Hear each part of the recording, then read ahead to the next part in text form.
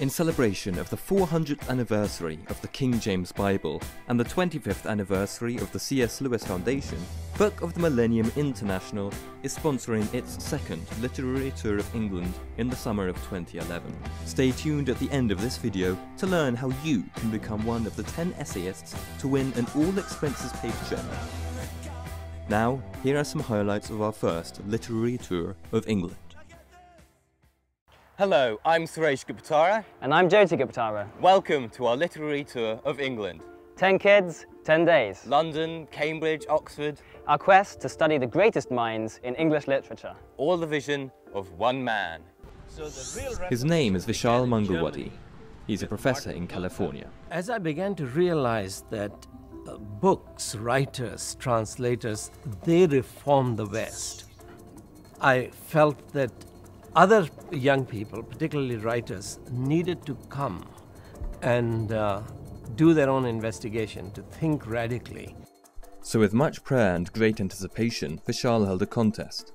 Kids from around the world could win a literary tour of England by writing an essay on our book, Conspiracy of Calaspeia, an epic tale we started when we were 11 years old. Our father, Prabhu. But the family belief has always been that if God has given you a particular dream, a particular desire, a particular ambition, then that's what you should go for, because however tough the path, that is actually your path in life. That's what you should go for. And so when the kids started writing at the age of 11, I just followed the family tradition. With our family's support, we've been able to follow our dreams, and now these essay winners are embarking on dreams of their own. People just tell you, you're born in the hood, you're gonna stay in the hood. And you know, I'm trying to be an example that it doesn't always have to be like that. Laura Villafana is from Compton, California. She says each day she is in England is a dream come true. Being here, it's been such a great opportunity because coming from a community where I come, you know, we don't have these kinds of opportunities. So it's great that, you know, people like Vishal are organizing these things for people that live in urban communities such as myself and providing us these, you know, these things that we don't see back home. Armed with poetry and insight, Lucy Rogers says she is living her dream. When I sent off my story to the Calaspeia people, I never envisioned being one of the 10 winners. And I never thought that I would be able to experience these things that I've had on the tour of England. And I would just like to encourage people from all across the world who will see this to get involved in those things that they think are unachievable and fulfill their dreams. Chris Johnson, a teen from Minnesota, is overwhelmed by this unique opportunity. It's meant a lot to me, but it's not something I can easily express. I mean, this is something you never really do in your life. How often does a 14-year-old make a journey to England and learn about ancient, I wouldn't call them ancient, but for lack of a better word that I can't think of right now, old writers. And study writers we did.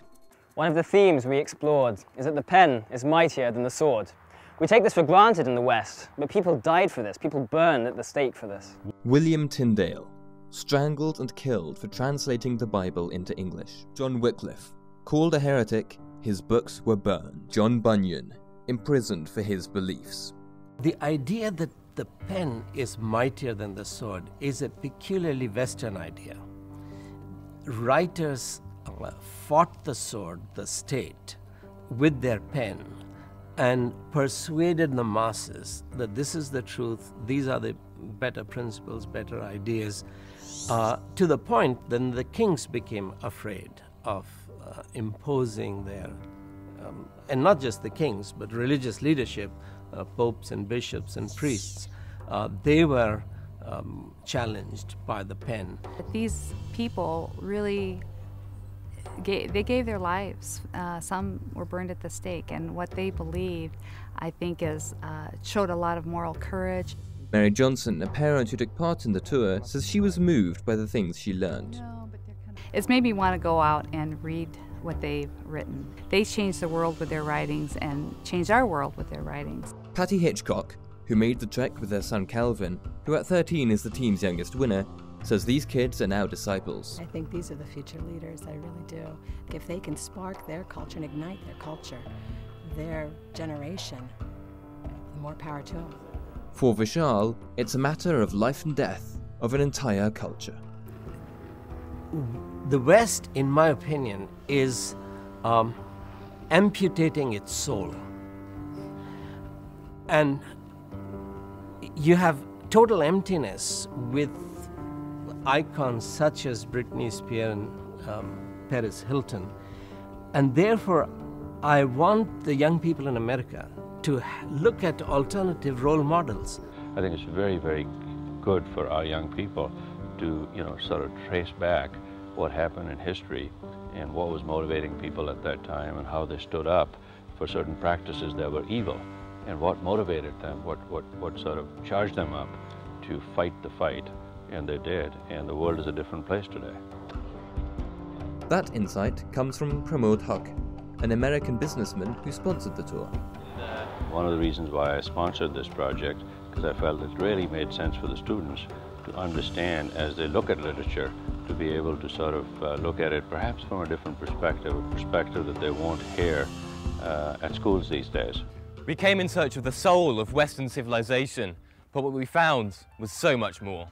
Along the way, we met fascinating scholars like Oxford professor John Flint, who taught us about Shakespeare, Charles Dickens and John Milton.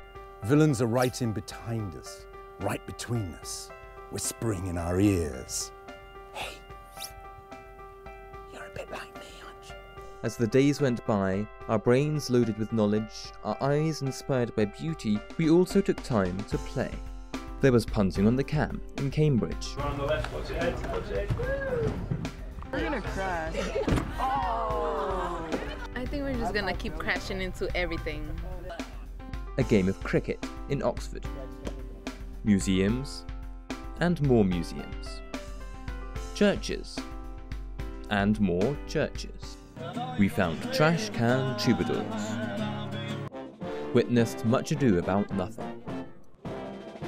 We met real-life characters straight out of Dickens. Things were rather different in those days.